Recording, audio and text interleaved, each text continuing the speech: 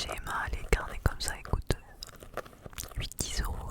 Là, c'était même pas 2 euros. Donc, du coup, je me suis dit, allez, banco, je prends.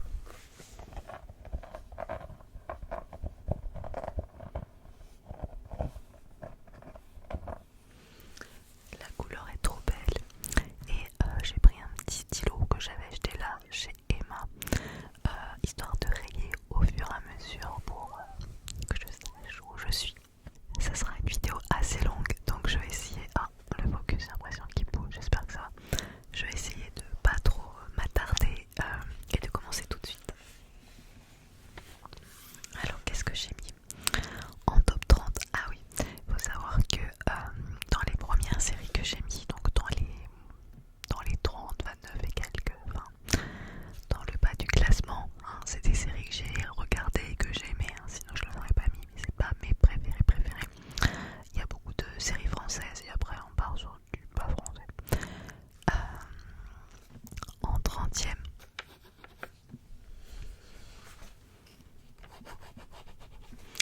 j'ai mis Premier baiser. Premier baiser. Ah, il y avait une chanson d'ailleurs. Premier baiser échangé sur le sable en été. Premier amour un peu chaud qui vient vous enlacer. Ça ne s'oublie pas quand c'est la première fois. Alors, ceux qui sont tout jeunes, qu'est-ce qu'elle chante? Et ouais, c'était une série de AB Productions. AB Productions était un peu ceux qui avaient toutes les séries de TF1, toutes les séries pour Midinette. Et il y avait Premier baiser avec Justine et Annette et ses couettes. Elle avait une petite voix hyper aiguë. Bon, c'est des adolescents, leurs premiers émois, c'était vrai et rigolo. Et c'est vrai que j'aimais bien regarder quand j'étais petite. Et d'ailleurs, la petite info insolite, il y a Guillaume Canet qui a joué dans la série. Alors il n'avait pas un grand rôle, mais en fait il me semble qu'il y avait deux jumelles dans la série, Suzy et Susan, et il devait jouer le petit ami de de ses filles, de Suzy ou de Susan, je sais plus. Donc c'était un de ses premiers rôles, il a joué dans Premier baiser. Je sais pas si vous le saviez. J'avais un collègue de boulot aussi quand je travaillais au Move qui avait travaillé là-bas. Et on chambrait de temps en temps avec ça. Voilà, c'était mon top 30 en 29e position.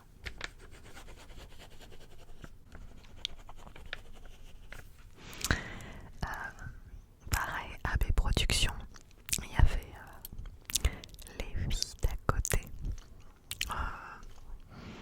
Pareil, c'était sur TF1, c'était en fin de journée, je crois, fin d'après-midi. L'histoire, trois jeunes trentenaires célibataires sont en colocation. Elles ont deux voisins, un qu'elles trouvent hyper charmant et l'autre qui est un peu boulet, qui essaye tout le temps de les draguer. Et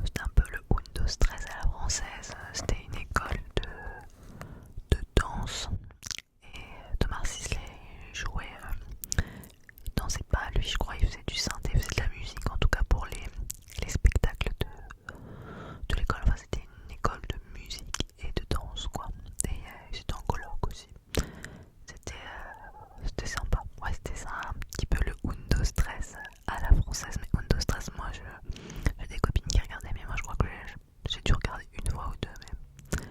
Jamais trop regardé, donc Undo Stress, désolé pour ceux qui l'attendent dans mon top.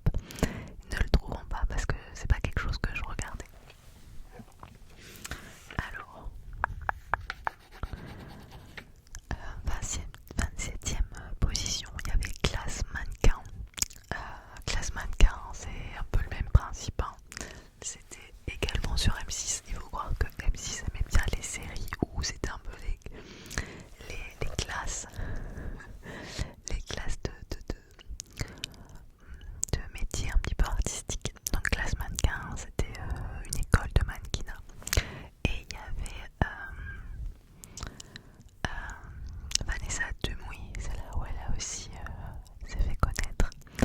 Et ceux qui ne le savent pas peut-être, Laurent Lafitte, qui est maintenant un grand acteur de la comédie française, et ben il a joué dans Classe Mannequin. Et j'aimais bien regarder avec mes sœurs, je m'en rappelle.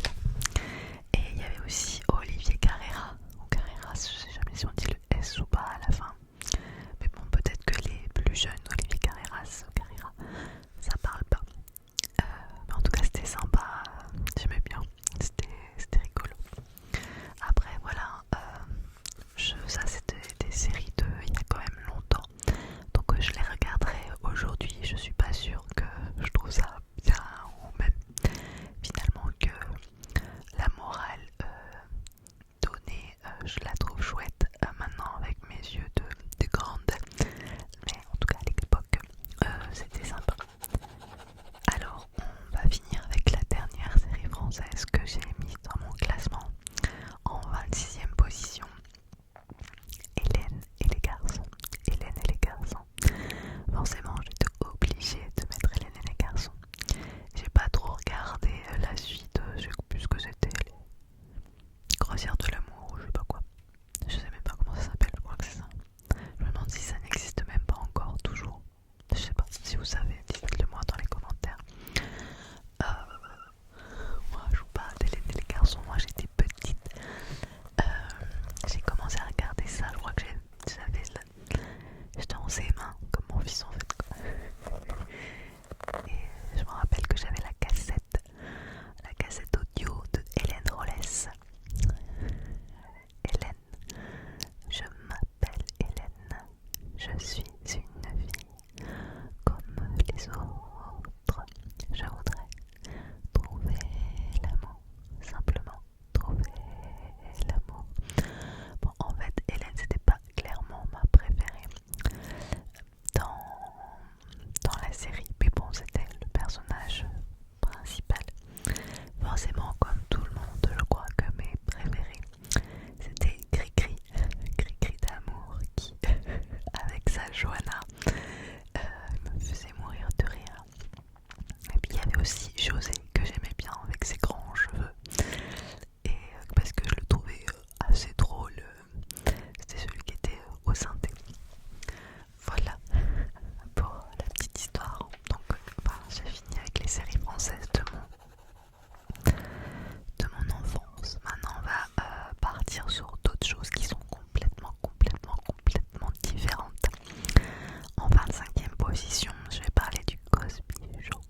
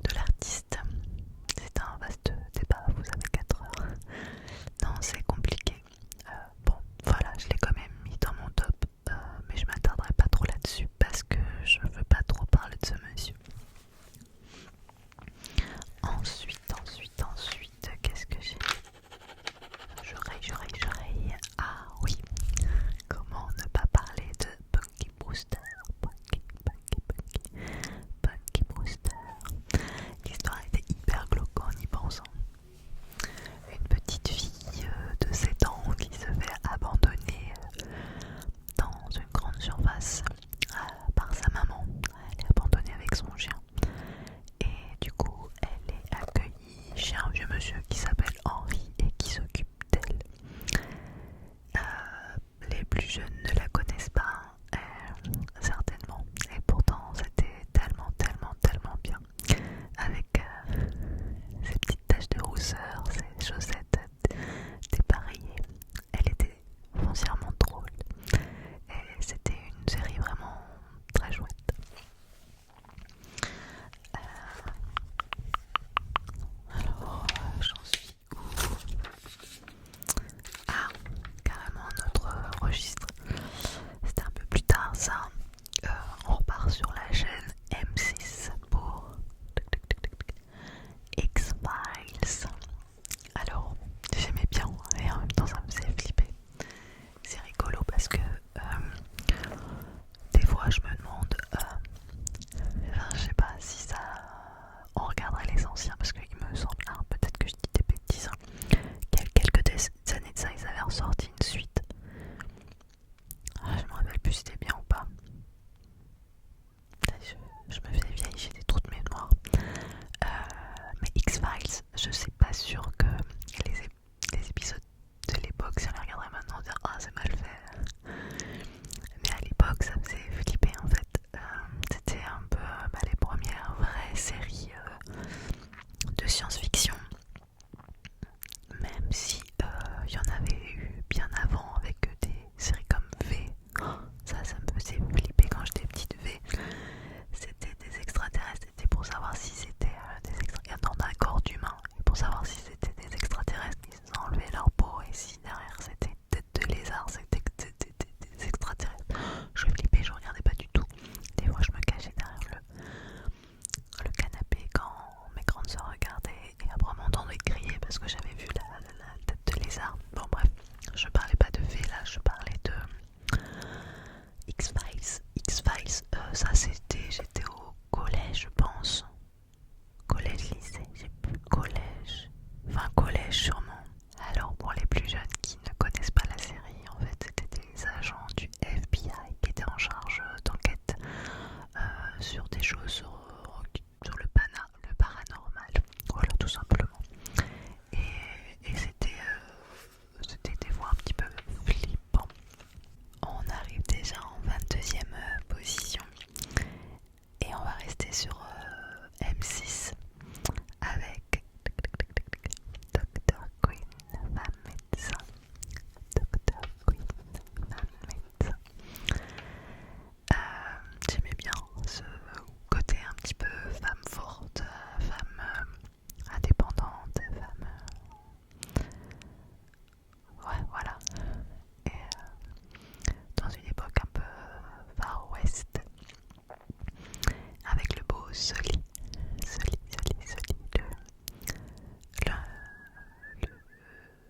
le blanc qui était avec les Indiens, en gros, c'était ça. Et c'était rigolo là, pour la petite info. Ça n'a rien à voir avec Dr. Queen parce que je l'ai pas fait ça pour ça. Mais Sully avait une longue tresse qui dépassait de ses cheveux. Et moi, quand j'étais ado, j'en avais une. Alors, ça n'avait rien à voir avec Sully parce que je m'étais rendu compte après qu'il avait la même que moi. Mais voilà, j'avais une longue tresse, j'avais les cheveux jusqu'à là. Bon, comme maintenant quoi. Et seulement j'avais une longue tresse toute fine qui dépassait des cheveux et qui m'arrivait en bas des fesses presque. Donc voilà, la petite anecdote sur moi quand j'étais jeune. Et non, j'aimais beaucoup.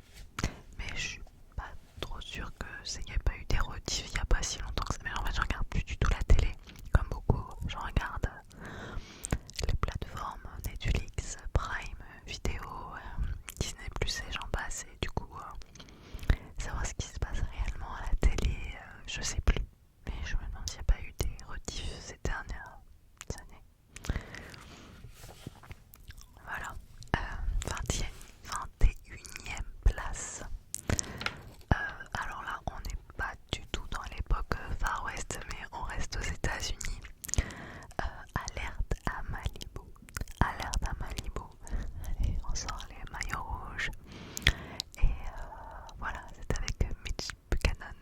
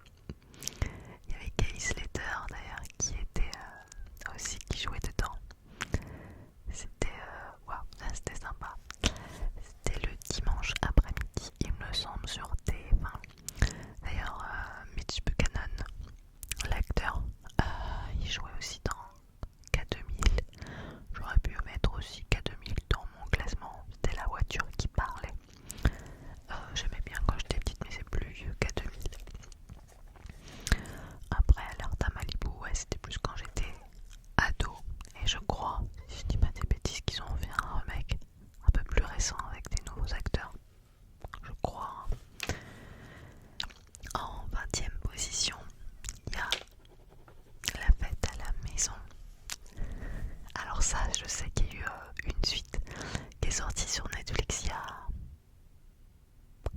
2-3 ans, je sais plus, vers là, j'avais vu. Et bon, j'ai pas trouvé que la suite cassait trois pattes à un canard, mais quand j'étais petite, j'aimais bien. Et d'ailleurs, quand j'étais petite, je trouvais extrêmement beau l'acteur qui jouait Jessie dans la série. C'est les sœurs Olsen, c'est ça, les sœurs, ouais, je crois, ouais, c'est ça, qui jouaient dedans. Bon, bah, pas en même temps, hein, parce qu'en fait, comme elles étaient jumelles, je faisais à tour de rôle par rapport à la légalité du travail des enfants. Ouais, en fait, beaucoup de séries, c'est sur les familles, en fait, finalement, c'est ce que je remarque. Sur TF1, Melrose Place. Ça, je regardais beaucoup, je crois que c'était le samedi vers 19h sur TF1, on mangeait devant. Et puis on aimait bien regarder avec mes sœurs. C'était un petit peu comme Beverly Hills, un petit peu sa même époque, un tout petit peu après, je crois. Et si ma mémoire est bonne, ça se passait dans une résidence avec pas mal de trentenaires qui habitaient cette résidence. Donc il y a des histoires d'amour, il y a des histoires d'amitié, tout ça. C'est en Californie, si je dis pas de bêtises.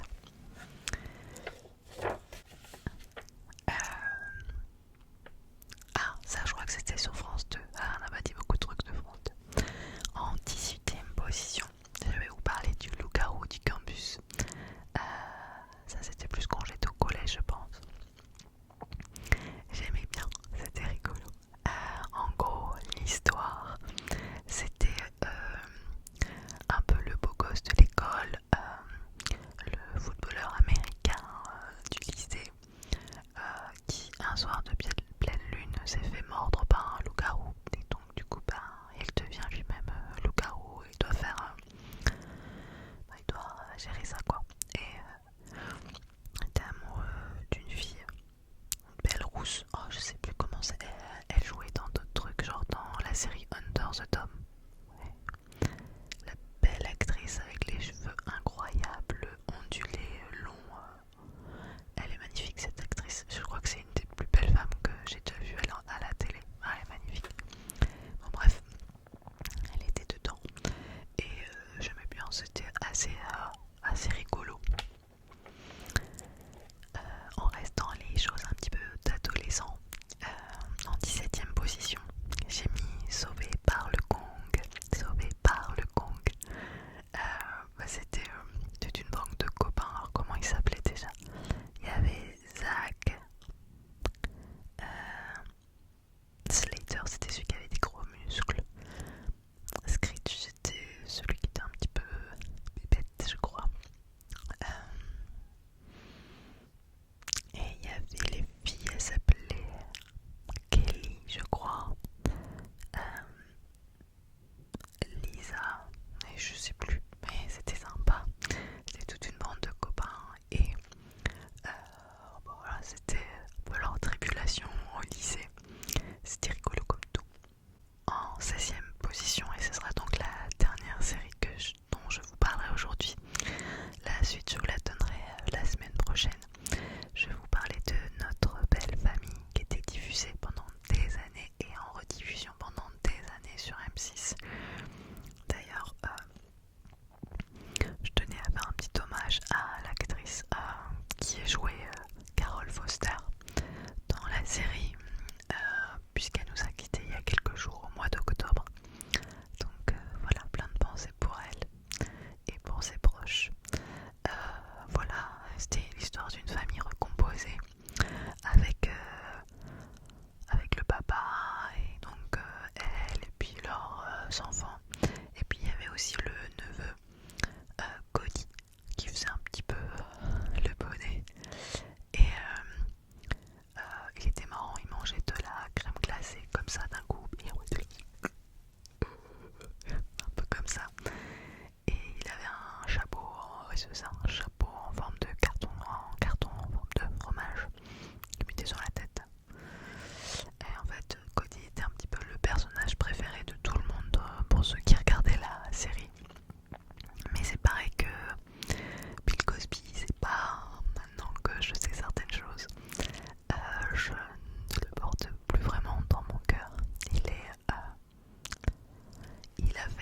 pas s'il est toujours